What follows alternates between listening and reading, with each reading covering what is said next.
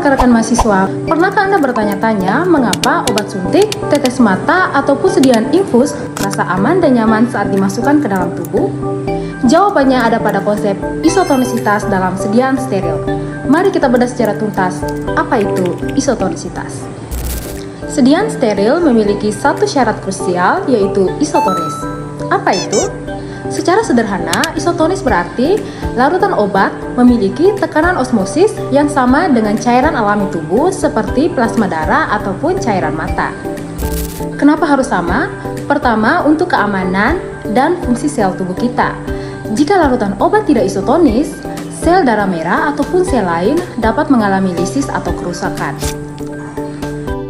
Jika obat hipotonis atau tekanan osmotik terlalu rendah, sel darah akan menyerap air dari obat, menyebabkan sel membengkak, pecah, dan rusak.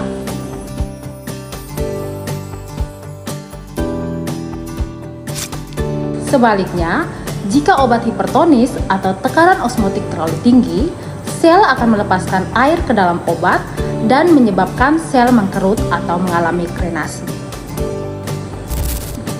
Kedua kombinasi ekstrem ini dapat menyebabkan rasa sakit, iritasi, atau kerusakan sel fatal, terutama pada sediaan infus intravena. Jika larutan obat belum isotonis, seorang farmasis harus menambahkan bahan khusus. Bahan khusus ini disebut bahan pengisotonis. Contoh yang paling umum dan sering digunakan adalah natrium klorida atau biasa dikenal dengan garam dapur. Selain itu, bisa juga digunakan glukosa atau kalium klorida. Tujuannya adalah untuk menaikkan atau menyesuaikan tekanan osmotik larutan obat agar sesuai dengan tekanan cairan tubuh. Lalu, bagaimana seorang farmasis memastikan dosis glukosa atau NaCl yang ditambahkan tepat? Untuk memastikan sediaan isotonis secara sempurna, kita harus menghitung secara presisi berapa banyak bahan pengisotonis yang harus ditambahkan. Harus diingat bahwa sediaannya ideal harus memiliki tekanan osmotik yang sama dengan larutan NaCl 0,9%. Untuk volume sediaan, dapat menggunakan rumus perhitungan yang spesifik seperti gambar berikut. B adalah berat natrium klorida atau NaCl yang perlu ditambahkan dalam satuan gram.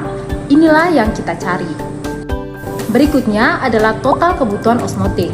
Ini adalah jumlah NaCl yang seharusnya ada dalam volume total sediaan agar isotonis.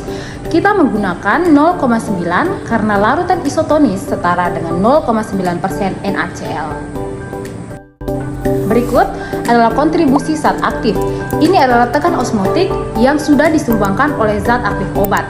Dengan W adalah berat zat aktif obat dan E adalah ekuivalen NaCl. Jadi, rumus ini menunjukkan bahwa B didapat dari total kebutuhan dikurangi kontribusi yang sudah ada.